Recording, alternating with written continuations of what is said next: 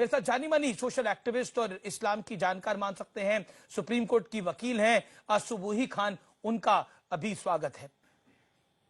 मैं चाहता हूं कि एक एक करके आप लोग बात रखें। सबसे पहले सुबूही खान, मैं मौका आपको देता हूं। आप एक महिला हैं, एक जवान आदमी इधर रो रहा है, अपनी बहन की शादी उसने जैसा सोचा होगा मैं करूंगा, नहीं कर पाया। एक मां यहां पर रो रही है जिसकी देवर की वो बेटी थी। इन वक्त लग रहा है हमें कश्मीर क्या, किसी को कश्मीर कौन क्या दिखाएगा, हमें तो लग रहा है यही कश्मीर आ गया है सुबूही। और हम अभी भी आंखें बंद करके बैठे हैं क्या कि शाहीन बाग का साइड इफेक्ट नहीं हुआ कुछ?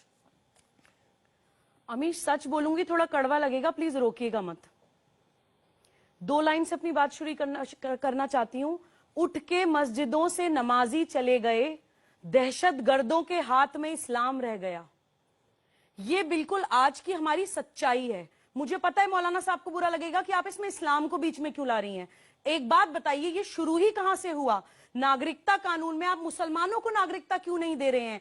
यहां से ये लड़ाई स्टार्ट हुई है जो दिल्ली जलने तक और देश जलने तक पहुंच गई है। अगर ये इस्लाम की लड़ाई नहीं है तो वो अमानतुल्ला खान जब हेट स्पीच देते हैं आम आदमी पार्टी के, तो वो 70,000 वोटों से कैसे जीत जाते हैं? और वो जीतने के बाद ये ट्वीट करते हैं कि ये इस्लाम की जीत है।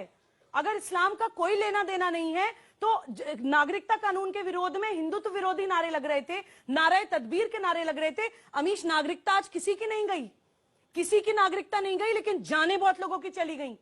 आप लोग हर चीज में अल्लाह को ले आते हैं। मैं अमीश, जो लोग रेडिकल है उनके खिलाफ तो मैं लड़ ही रही हूं, लेकिन इस दंगे के बाद मेरी शिकायत उन मुसलमानों से भी है जो रेडिकल नहीं है लेकिन मौन है। उनको आके आके बोलना चाहिए। कहां है वो शाहीन बाग की दादियां जो शाहीन बाग में बैठी थी नागरिकता कानून के विरोध में, जो संविधान बचाने की लड़ाई लड़ रहे थे? मैं कहती हूं कि पीसफुल और अगर सेक्युलर नाम का मुसलमान एग्जिस्ट करता है इस देश में तो दिस इज द टाइम। आगे आइए और विरोध करिए जाफराबाद हिंसा और दिल्ली हिंसा के लिए कि ये इस्लाम नहीं है। तब मैं मानूंगी कि नहीं है, इस्लाम की लड़ाई नहीं है। सुबूही खान, एक सेकंड, सुबूही खान बोलिए। मैडम एक सेकंड, मुसलमानों को आपको सुन रहे, कोई मुसलमानों को बदनाम नहीं कर रहा, कोई मुसलमानों को बदनाम नहीं कर रहा। सना फर्नीचर वाले की भी दुकान लुटी है, मैं जवाब दे रही हूँ। मुसलमानों को, ये भी मुसलमान है, ये भी मुसलमान है, मैं जवाब दे रही हूँ, ये भी मुसलमान है, ये भी मुसलमान है। आप भी सर्टिफिकेट देंगे कौन मुसलमान है कौन मुसलमान नहीं है? मुझे आप भी सर्टिफिकेट देंगे मुसलमान करेगा? मैं बोलना भी नहीं चाहता हूं। मुसलमान बदनाम क्यों हो रहा है अमीश, मैं बताती हूँ। मुसलमान बदनाम इसलिए हो रहा है कि नागरिकता कानून के विरोध में तो आपने देश को जला दिया।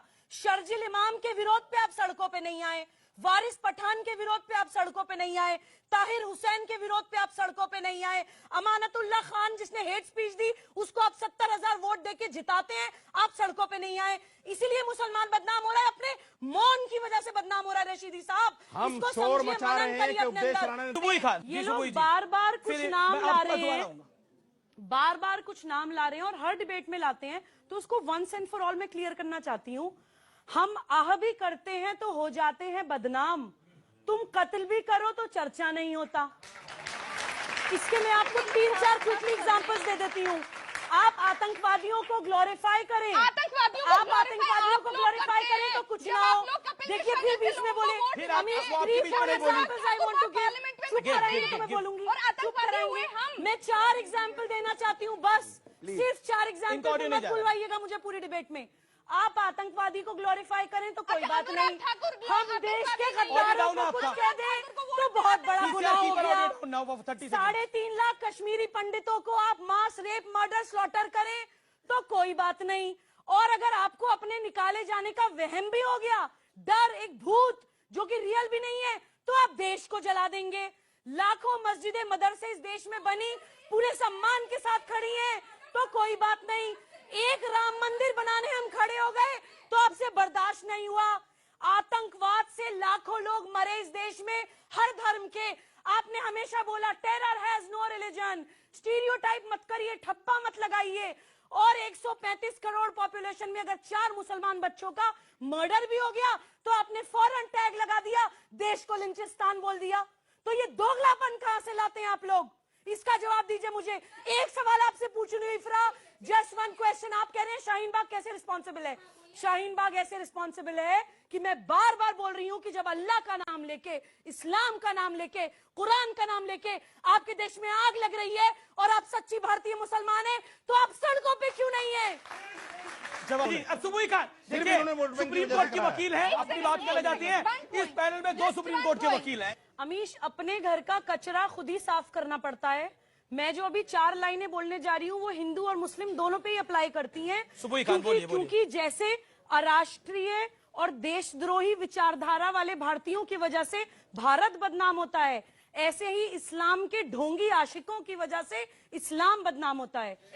4 लाइनें बता रही हूं। वीर शिवाजी की शमशीरें जयसिंह ने ही रोकी थी, पृथ्वीराज की पीठ में बरछी जयचंदों ने भोंकी थी। गैरों को हम क्यों कर कोसे, अपने ही विष बोते हैं, कुत्तों की गद्दारी से मृगराज पराजित होते हैं। बहुत बहुत शुक्रिया आप तमाम लोगों का।